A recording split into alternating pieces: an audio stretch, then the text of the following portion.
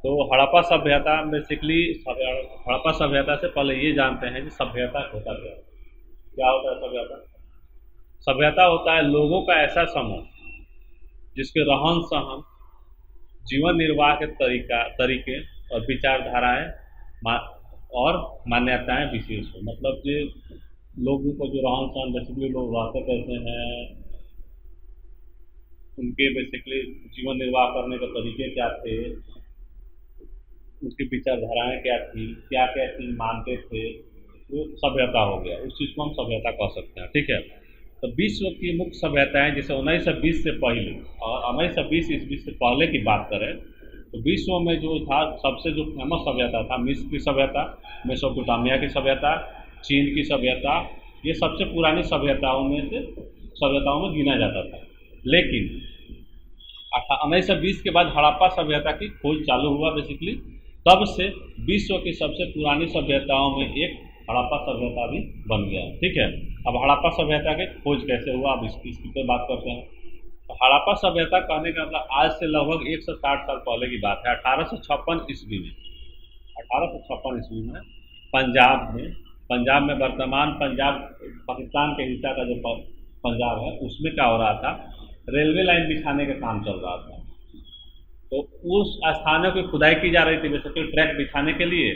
तो उस दौरान पुराने ईंट मिला, मतलब नीचे से जमीन के अंदर से पुराना ईंट मिला और अवशेष मिला। उस समय लोग समझ नहीं पाए, उस पर महत्व नहीं दिए, बस यही किए जो वहाँ से ईंट निकाल लिए और पटरी बिछाने के काम में लगा दिए उसको। ठीक है।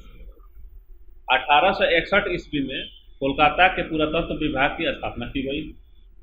1861 ईस्वी में कोलकाता में पुरातत्व विभाग की स्थापना की। पुरातत्व विभाग क्या होता है? ये एक संस्था होता है जो देश के इतिहास की जो जानकारियाँ होती है, जो खोज या उससे संबंधित जो जानकारियाँ होता है वो सारा इकट्ठा करता है। इसके डायरेक्टर जो बनाया गया था, कनिंघम को बनाया गया था, और इन्हें भारतीय इतिहास का जनक भी कहा जाता है, इंडियन हिस्ट्री का जनक भी कनिंघम को कहा जाता है। इसके बाद जॉन मार्शल 1902 ईस्वी से 1908 ईस्वी तक पुरातत्व विभाग के हेड बने। कनिंघम के बाद जॉन मार्शल 1902 से 1928 तक पुरातत्व विभाग के डायरेक्टर रहा, बेसिकली मेन पोस्ट पर रहा। इस दौरान हड़प्पा सभ्यता की खोज की गई। इसी समय क्या हुआ था, हड़प्पा सभ्यता की खोज की गई। 1921 ईस्वी में जॉन मार्शल के नेतृत्व में दयाराम साहनी द्वारा हड़प्पा सभ्यता की खोज की गई। मतलब 1921 में जॉन मार्शल के नेतृत्व में दयाराम साहनी द्वारा हड़प्पा सभ्यता की खोज की गई। हड़प्पा सभ्यता को अलग अलग नामों से जाना जाता है, जैसे हड़प्पा सभ्यता इसलिए कहा जाता है क्योंकि हड़प्पा के नाम पर इस सभ्यता की अवशेष मिलना शुरू हुए थे। मतलब जो पहला जो स्थान मिला था वो हड़प्पा क्षेत्र से मिला था। पाकिस्तान में हड़प्पा क्षेत्र है,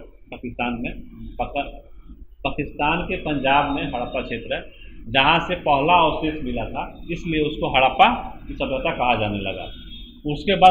उसके बाद इसको सिंधु घाटी सभ्यता भी कहा गया, इंडस वैली सिटीजन। इस सभ्यता को सिंधु घाटी सभ्यता कहा जाता है क्योंकि सिंधु घाटी नदी बेसिकली सिंधु नदी के किनारे बसा हुआ था। इसको सिंधु नदी घाटी सभ्यता भी कहा गया। कांस्य सभ्यता भी कहा गया। अब कांस्य सभ्यता क्यों कहें? कांस्य के युग की सभ्यता इसलिए कहा गया क्योंकि तांबे और टीन मिलाकर कांस्य के बर्तन में सामान बनाए जाते थे, जिसकी खोज उस समय की गई थी। ठीक है। तो अब क्वेश्चन जैसे पूछता है एग्जाम में, सिंधु घाटी सभ्यता को हड़प्पा सभ्यता क्यों कहा जाता है? इसका आंसर ये लिखोगे, सिंधु घाटी सभ्यता को हड़प्पा सभ्यता इसलिए कहा जाता है क्योंकि सिंधु घाटी सभ्यता का पहला जो स्थल मिला था वो हड़प्पा में मिला था, जो पाकिस्तान के पंजाब प्रांत में है।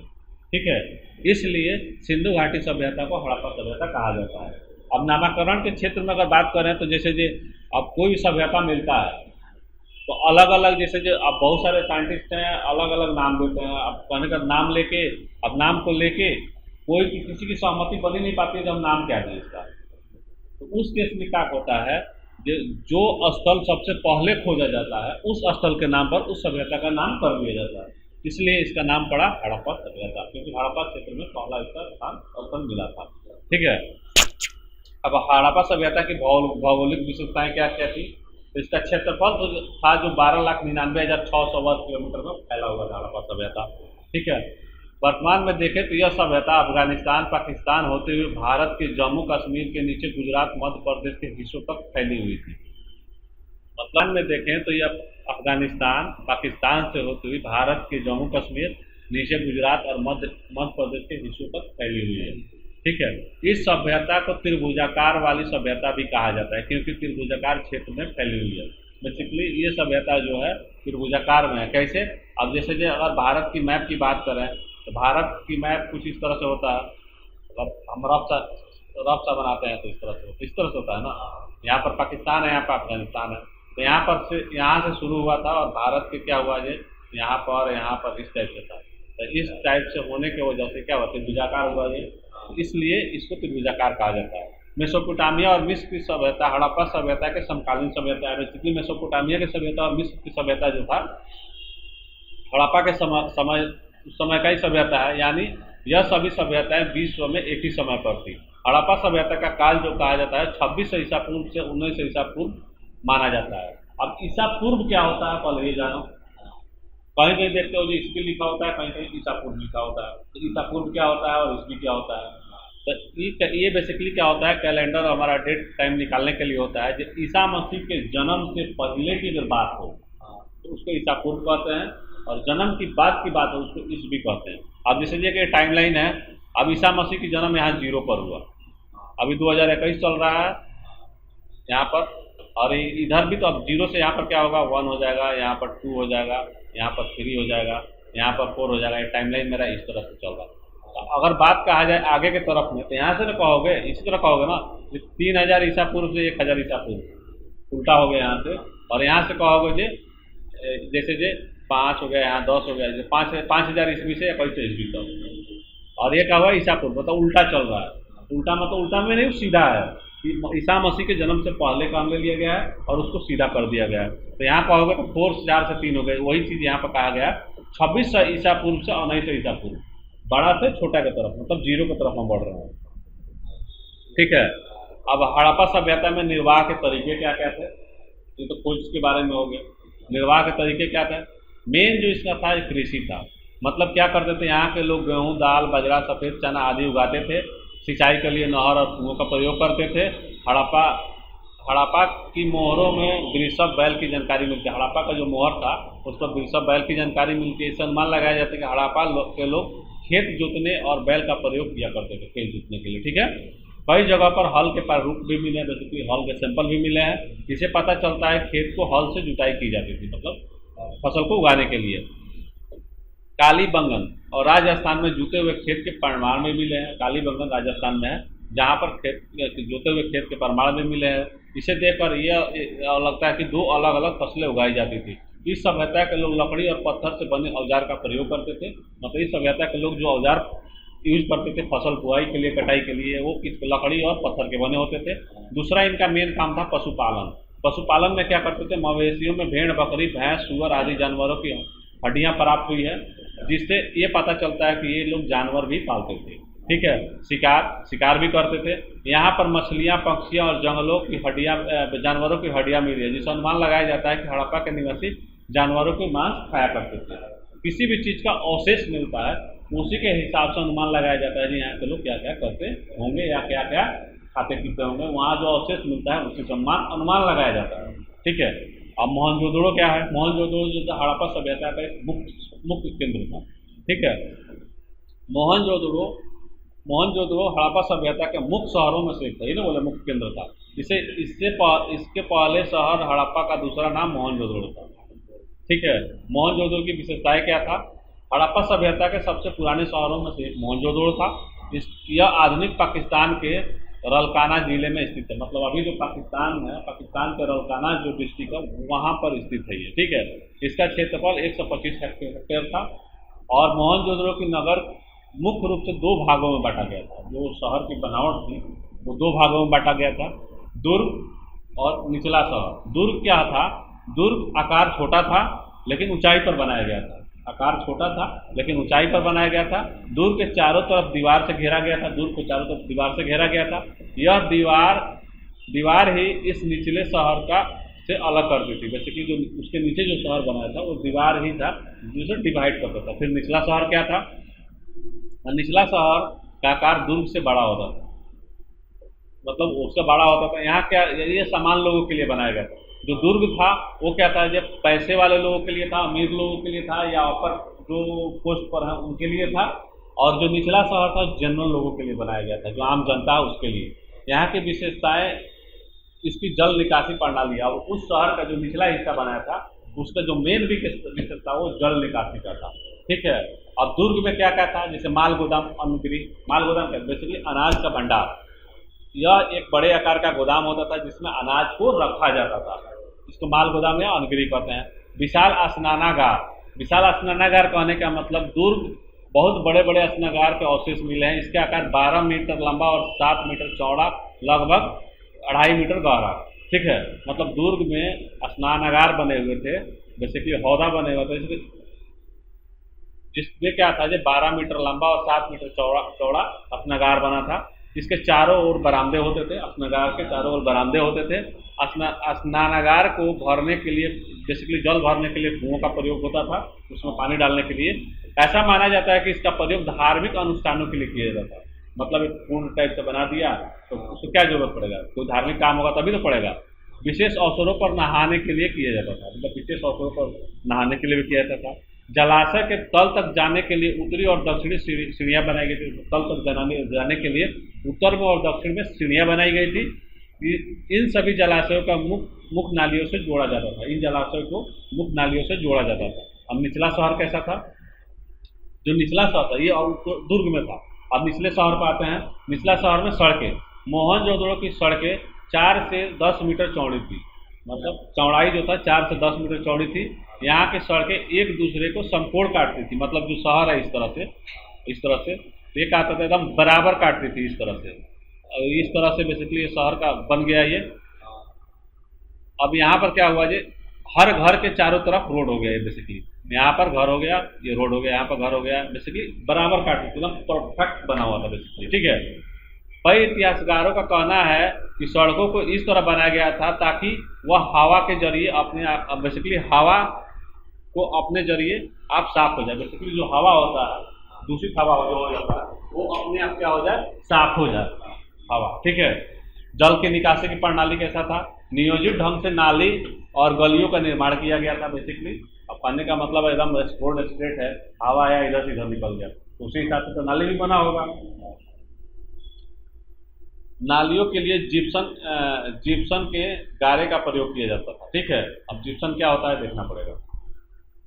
नालियों को ईंटों से ढका जाता था ताकि कूड़ा करकट ना चला जाए। जैसे अभी नाली जो बन रहा है अभी शहर के अंदर, जहाँ भी अभी देख लो, तो उसको भी नाली को ढक कर रखा जाता है जिससे उसके अंदर कूड़ा करकट ना जाए, नाली जाम ना हो जाए। वर्षा जल निकासी के विशेष प्रबंध किए गए थे। भवन निर्माण किस तरह के थे, अब मोहनजोदड़ो में जो भवन बने थे वो किस तरह के बने थे, मोहनजोदड़ो की सफाई पर विशेष ध्यान रखा गया था, सफाई के ऊपर। ठीक है।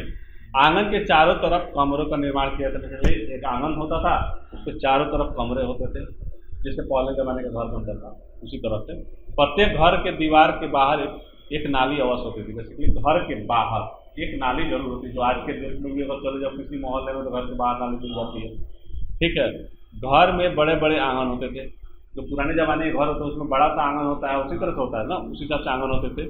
हर घर में पक्की ईंटें बना हुआ स्नागार होता था। बेसिकली पक्की ईंटों का बना हुआ स्नागार होता था हर घर के अंदर। घर के अंदर कुआं का निर्माण भी किया जाता था। घर के अंदर, हर घर के अंदर कुआं। ठीक है। पानी की निकासी के लिए हर घर के नालियों को प्रबंध किया गया था। घर के आगे नाली है तो बेसिकली उसको जाकर जोड़ देना था, वो भी किया गया था। ठीक है। इस आंगन का उपयोग खाना पकाने के लिए और कार्यों के लिए, जो आंगन होता था उसमें खाना बनाया जाता था। जो पुराने जमाने में आ जाओ तो जो आंगन के बरामदा होता था उसमें खाना बनता था सबका, उसी तरह से समय भी होता था। निचले कमरे की खिड़कियां नहीं होती थी। घर में जो निचला कमरा होता था उसमें खिड़कियां नहीं होती थी और दरवाजे आंगन की तरफ खुला होता था। बेसिकली एक कमरा ऐसा होता था जिसमें खिड़कियां नहीं होती थी और जिसका दरवाजा जो है आंगन की तरफ खुला होता था। स्नानागार की नालियों का बाहर नालियों से जुड़ी होती थी। बेसिकली स्नानागार है, जब पानी गिरेगा तो नीचे वाली नाली में जाएगा तो वहाँ जाता था। कई घरों में सीढ़ियाँ मिली है। बेसिकली सीढ़ियाँ मिली है तो इसका मतलब इससे स्पष्ट होता है कि मकान 2 मंजिला भी होते थे उस समय। अकेले मोहनजोदड़ो में लगभग 700 अलग प्रकार के कुएं मिले हैं। 700 अलग अलग कुएं प्रकार के मोहनजोदड़ो में अकेले 700 कुएं मिले हैं। उतना घर होगा उतना कुआं मिला है। ठीक है। उसके बाद उसका अन्य विशेषताएं क्या था, यात्रियों के लिए सराय का निर्माण कराया गया था। बेसिकली दूर दराज से कोई यात्री आता है तो उसके लिए सराय बनवाए गए थे।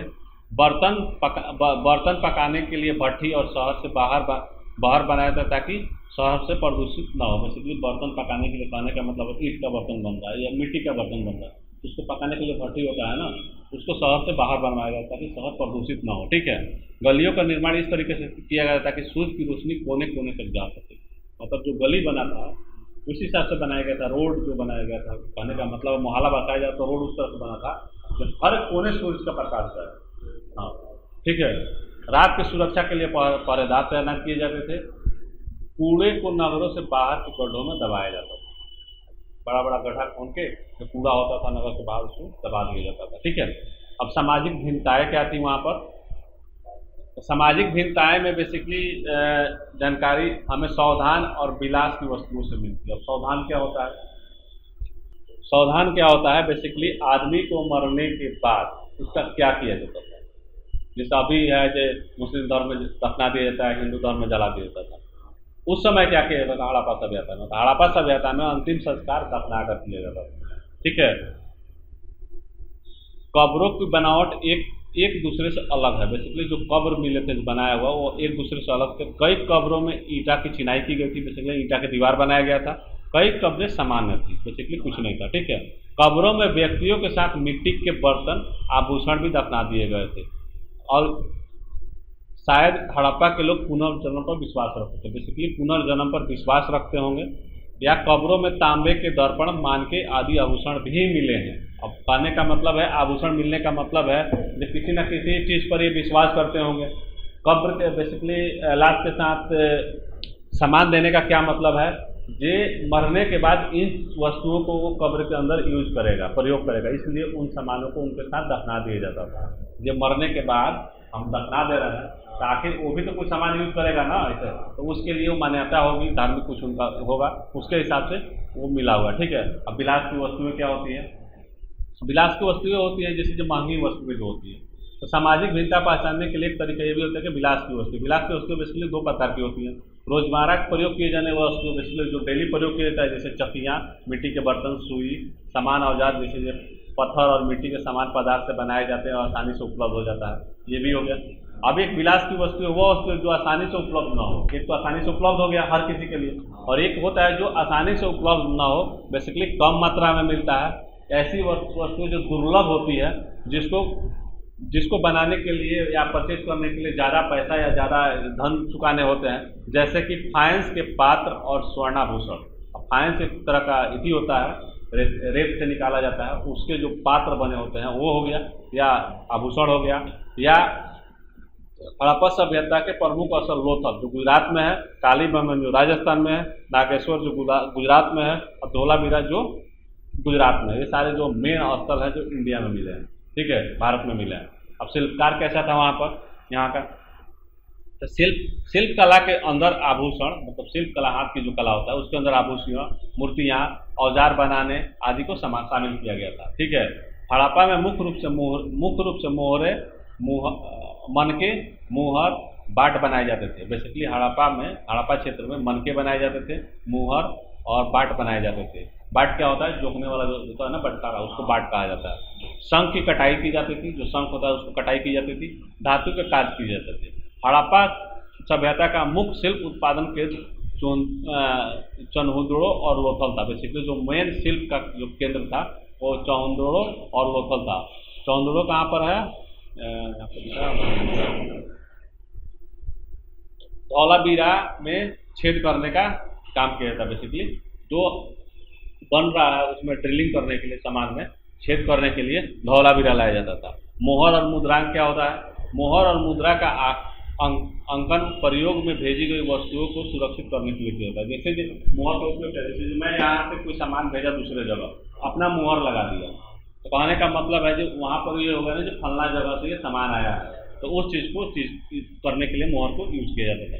उदाहरण के लिए अगर कोई सामान एक थैले में डालकर दूसरे जगह भेजा गया और वहाँ उसके मुंह को रस्सी से बांध दिया जाता था और रस्सी पर गीली मिट्टी लगाकर मोहर का छाप लगा दी जाती थी। मतलब जैसे पोस्ट ऑफिस का आता है उसी तरह से, या जैसे कौन दुकान सील करके चले जाते हैं मोहर मार के, उसी तरह से। ठीक है, अगर उस मोहरों की छाप में कोई परिवर्तन आए तो सामान जो साथ छेड़छाड़ को दर्शाता था। बेसिकली अगर मोहर में सील टूट जाता है तो नहीं होता है कि सील टूटा हो तो सामान नहीं लेना है, तो बेसिकली उसी तरह से मोहर लगाया जाता है। अगर सील टूटा हुआ है तो बेसिकली सामान में कोई छेड़छाड़ किया है, कुछ निकाला है या कुछ पड़ा है। साथ ही साथ भेजे जाने वाले की पहचान की भी पता चलता था। कहने का सामान लेके जा रहा है, सामान पर मोहर है तो पता चल जाता था ये इस क्षेत्र से आदमी आया हुआ है, तो मोहर का यूज ये था। बाट क्या था?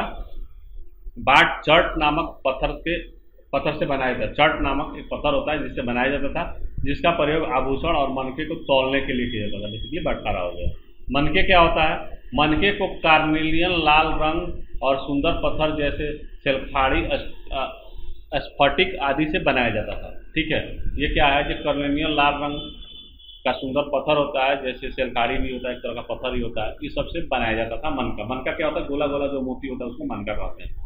ठीक है, धातु, सोना, तांबा, कांस, पक्की मिट्टी, कुछ मनके को दो या दो से अधिक पदार्थों को आपस में मिलाकर भी बनाया जाता था। मतलब 2 या 3 पदार्थ को भी मिलाकर नया तरह का मनका बना लिया गया। मनके का आकार छपराकार, गोलाकार और डोलाकार आदि होता था। मतलब अलग अलग तरीके से होता था। ठीक है, ऊपर से चित्रकारी द्वारा सजावट की जाती थी। मनके के ऊपर चित्रकारी भी की जाती थी। पत्थर के प्रकार के अनुसार मनके बनाने के परिवर्तन आता था विधि में। बेसिकली अलग अलग पत्थर है, अलग अलग चीज़ें हैं, तो उसके हिसाब से उसको बनाने में परिवर्तन होगा। सेलखाड़ी क्या था? एक मुलायम पत्थर था जिसे आसानी से उपयोग में लाया जाता है। सेलखाड़ी जो होता है एक मुलायम पत्थर होता है जिसका आराम से उसको प्रयोग में लाया जाता है। कई जगहों पर सेलखाड़ी के चूर्ण के सांचे में डालकर भी मनके बनाए जाते थे। वैसे उसके चूर्ण को क्या करते होंगे, कुछ केमिकल मिलाकर छान देते होंगे, सांचा में डाल के मनका बना लेते थे। मनके बनाने के लिए घिसाई, पॉलिश और छेद करने की प्रक्रिया है। तो मनके बनाने के बाद उसकी घिसाई की जाती थी, उसमें छेद किया जाता था। अब एक चीज़ और आता है जो बेसिकली क्वेश्चन ऑब्जेक्टिव पूछता है, जो हड़प्पा सभ्यता में मोहरें किस चीज़ की बनाई हुई थी? तो जो मोहर बना हुआ था वो बना हुआ था सेलखाड़ी पत्थर की। हाँ, सेलखाड़ी पत्थर से बनाया जाता था। ठीक है, क्योंकि वो मुलायम होता था और होता था। उत्पादन के केंद्र की पहचान कैसे हुई? बेसिकली अब कहने का मतलब है कि यहाँ से ये चीज़ बना, यहाँ से ये चीज़ को उत्पाद हो रहा है, तो इसकी पहचान कैसी हुई? किसी न किसी तरह से पहचान किया गया होगा ना। तो बचा हुआ कच्चा माल, त्यागी गई वस्तुएं, कूड़ा करकट आदि उत्पादन के केंद्र से पहचान होती है। बेसिकली जो बचा हुआ चीज़ हम छोड़ दिए या जो कूड़ा करकट हम ले जाए करकट में डाल देते हैं, कूड़ा करकट में, तो उससे अनुमान लगाया जाता है कि यहाँ पर किस चीज़ के निर्माण किया जाता होगा। ठीक है, फिर जगह पर औजार ज़्यादा मात्रा में पाए जाते हैं, दूसरा उत्पादन केंद्र माना गया। या कोई चीज़ बनाने का औजार जो होता है, जो मशीन हो गया या जो उसके लिए काटने के लिए जो किया जाता है, पीटने के लिए, वो सब चीज़ अगर ज़्यादा मात्रा में मिल रहा है, मतलब यहाँ पर भी कुछ चीज़ का उत्पादन किया जाता हो। साथ ही कभी कभी बचा हुआ कच्चा माल किसी क्षेत्र में छोड़ दिया जाता था या उत्पादन के बाद के बचे हुए अवशेष को उत्पादन केंद्र से ज्ञात होता है। बेसिकली काम करा लिए, सामान जो बच गया वही छोड़ दिए, सड़ रहा गल रहा पड़ रहा, उससे मतलब नहीं, उससे भी पता चलता है। अब कच्चे माल की प्राप्ति कहाँ से होती है? स्थानीय कच्चा माल और मिट्टी, पत्थर, लकड़ी, धातु आदि ये सब स्थानीय था। बेसिकली अन्य क्षेत्र से जो मंगवाए जाने वाला था, नागेश्वर और बालाकोट से शंख मंगाया जाता था, लोथल से कार्नेल पत्थर मंगाया जाता था, राजस्थान और उत्तर गुजरात से सेलखाड़ी पत्थर मंगाया जाता था और राजस्थान के खेतरी से तांबा मंगाया जाता था। ये सब चीज़ें जगह जगह से मंगाया जाता था। तो इस चीज़ को ध्यान रखना, ऑब्जेक्टिव क्वेश्चन में सब पूछता है, एकदम सब इंपॉर्टेंट पॉइंट है। उसके बाद हड़प्पा की लिपि क्या था? तो हड़प्पा की लिपि एक चित्रात्मक लिपि है। ये भी ऑब्जेक्टिव क्वेश्चन में पूछता है कि हड़प्पा की लिपि किस तरह की थी? तो चित्रात्मक थी, बेसिकली चित्रों के द्वारा लिखा जाता था। इस हड़प्पा की लिपि में कितने शब्द हैं ये भी पूछता है। तो लगभग 375 से 400 के बीच का शब्द है उसमें। ठीक है, दाएं से बाएं लिखा जाता था। हड़प्पा में जो दाएं से बाएं साइड लिखा जाता था। इस लिपि को आज तक नहीं पढ़ा जा सकता है, जिसे अभी भी इसे रहस्यमय लिपि कहा जाता है। जैसे कि जो वहाँ की लिखावट है आज तक कोई नहीं पढ़ पाया, अभी तक कोई नहीं पढ़ पाया। ठीक है, हड़प्पा संस्कृति में शासन। अब हड़प्पा संस्कृति में शासन व्यवस्था कैसे चलता था? तो हड़प्पा संस्कृति में शासन को लेकर 3 अलग अलग मत है। पहला मत जो है वो कुछ पुरातत्व विभाग मानते हैं कि हड़प्पा सभ्यता के समाज में शासक नहीं थे, ये सभी स्थिति सामान्य थी। बेसिकली वहाँ शासक नहीं थे, सबको बराबर माना जाता था। दूसरा मत ये कहता है कि हड़प्पा सभ्यता में कोई एक शासक नहीं था, बल्कि एक से अधिक शासक थे। मतलब अलग अलग इतिहासकार की अलग अलग बात है।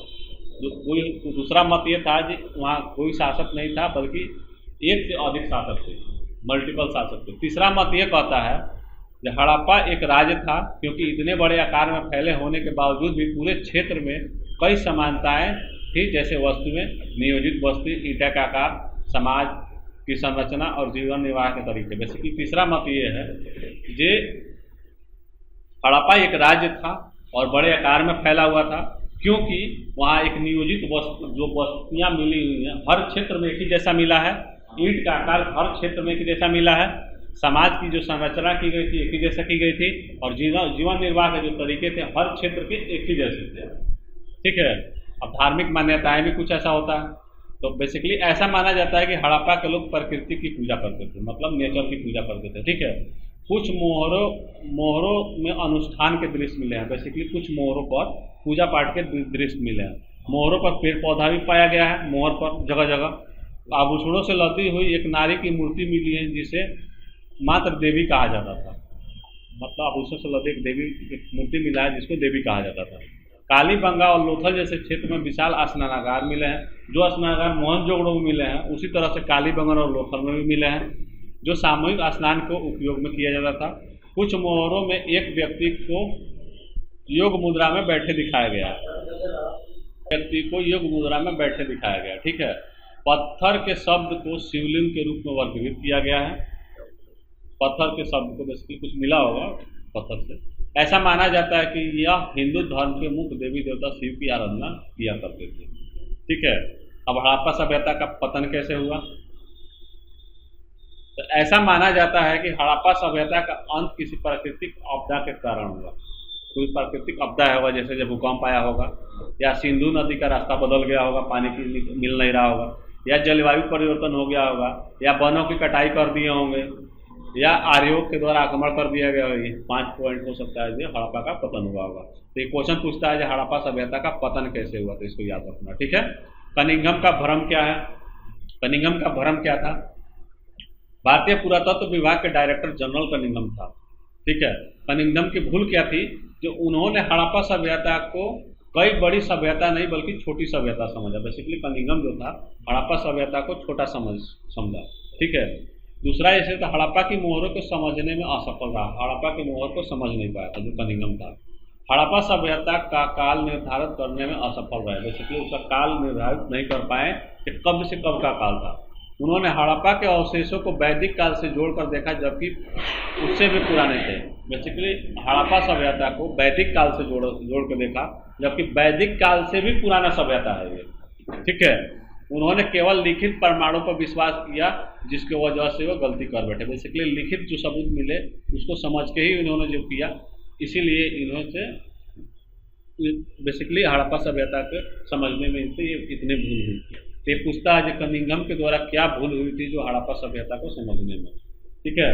तो ये हड़प्पा सभ्यता हमारा होता है यहाँ पर एंड।